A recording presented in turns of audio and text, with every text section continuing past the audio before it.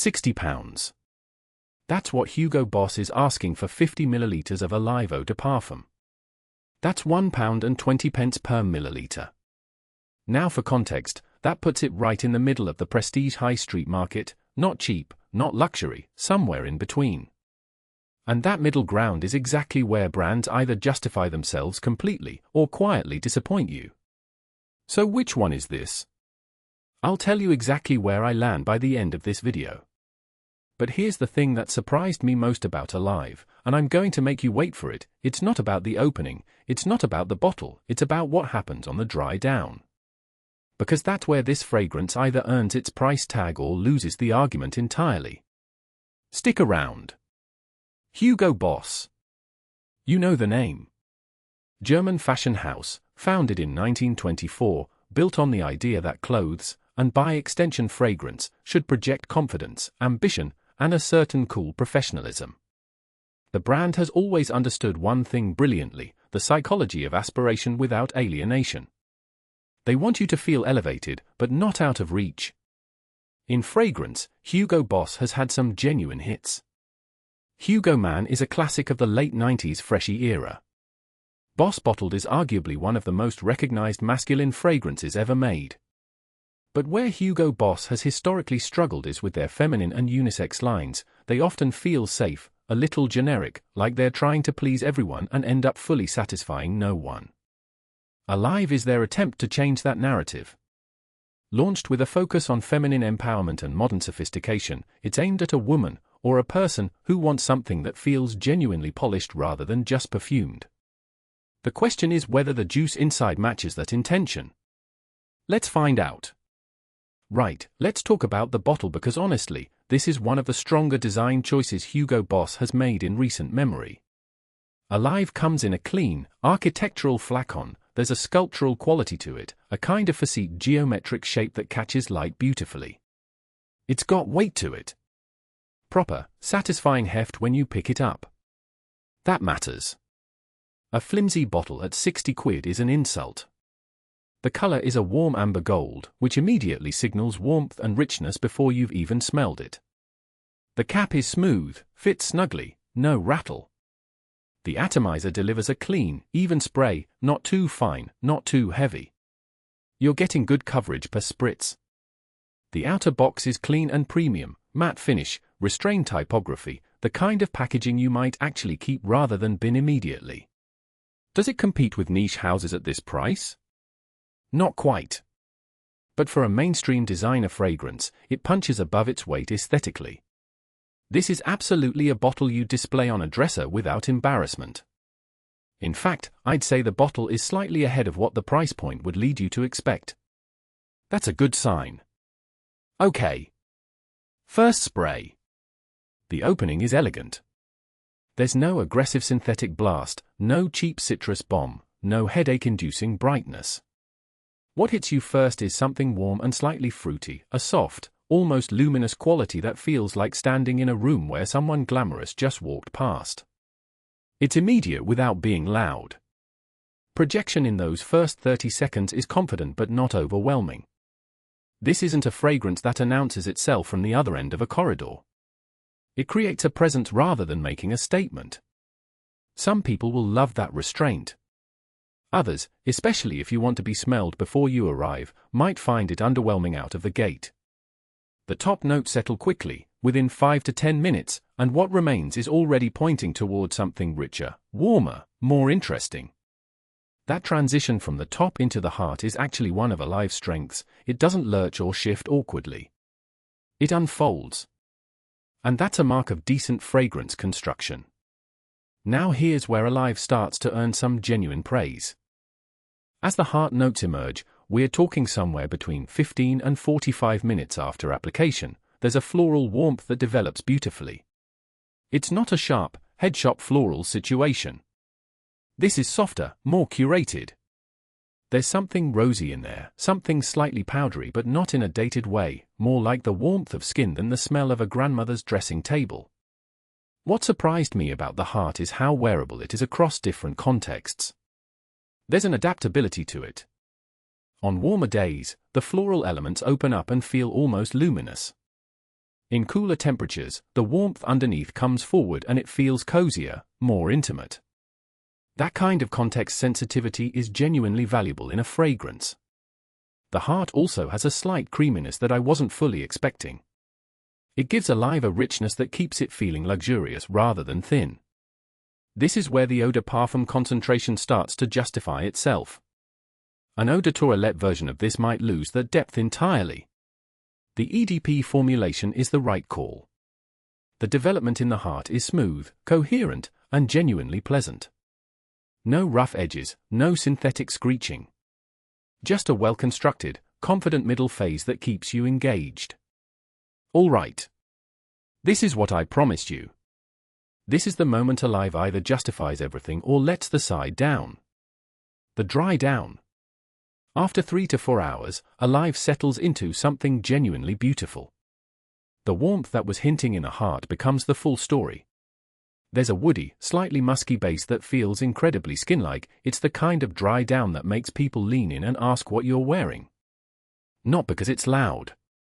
Because it smells unmistakably like you, but a better, more expensive version of you. There's a sandalwood or softwood quality in there, and a vanilla-adjacent sweetness that never tips into gourmand territory. It stays on the right side of sophisticated.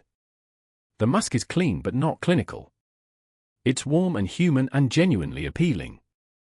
And here's the thing I said I'd come back to, this dry down is the reason Alive works as a fragrance.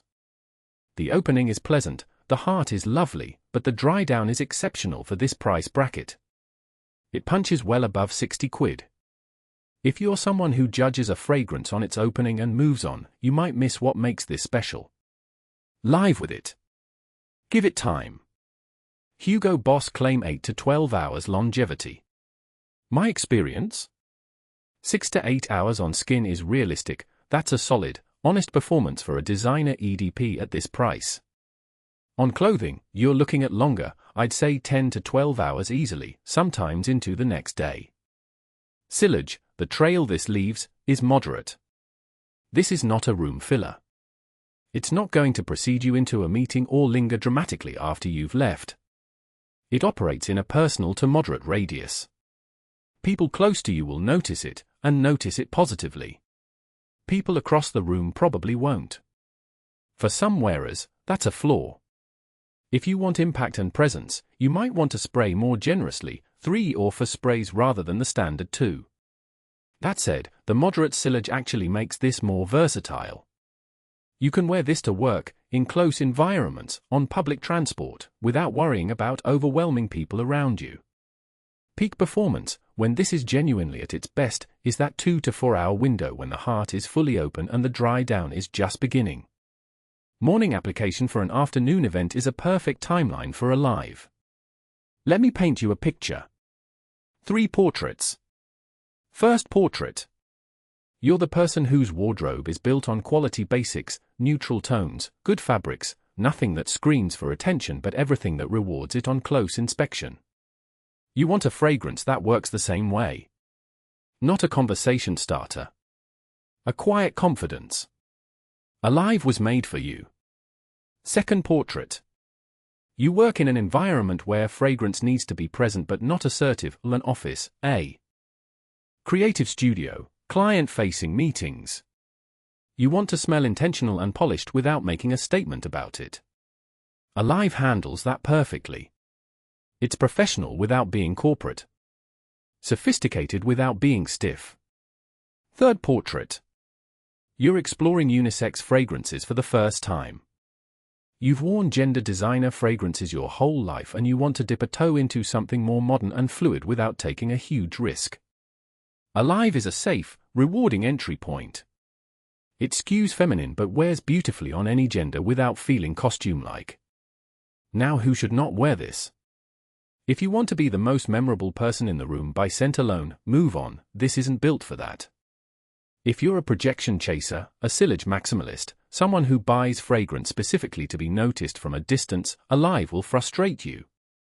And honestly, if you already own several warm, musky, soft florals in your collection, this might not add enough distinctiveness to justify another bottle.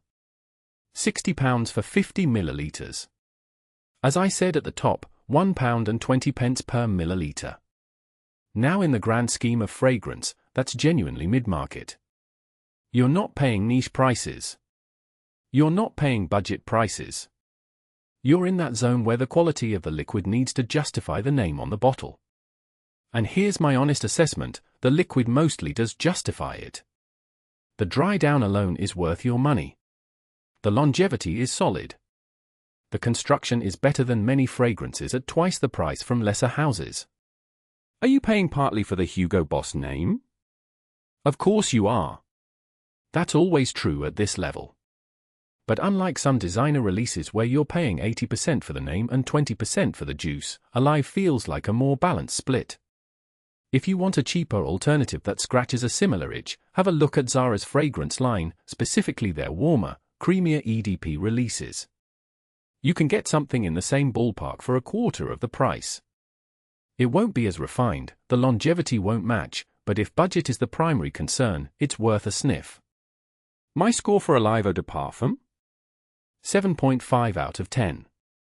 Deducted for moderate sillage that won't satisfy everyone, and a slightly safe opening that undersells the brilliance of the dry down.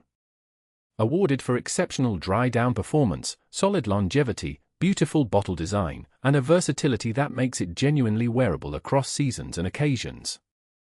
You can pick up the 50 milliliters at P11, that's p-11.com, where it's listed at £60. I'll drop the direct link in the description below. P11 is genuinely one of the better UK destinations for designer fragrance at fair prices, so worth bookmarking if you're a regular buyer. Hugo Boss Alive Eau de Parfum is a fragrance that rewards patience. It's not the loudest voice in the room, but it's often the most interesting one, and that dry down is something you'll find yourself checking your wrist for hours after application. At £60 it's not a steal, but it's honest value for a well-made, versatile, genuinely sophisticated EDP that earns its place in a modern fragrance wardrobe. Here's my question for you, and I want a real answer in the comments. If you own Alive, did the dry down justify the price for you, or did you find something that scratches the same itch for less? I'm genuinely curious where people land on this one. And if honest, no-nonsense fragrance reviews are what you're after, subscribe. I post every week and I never tell you something's great when it isn't.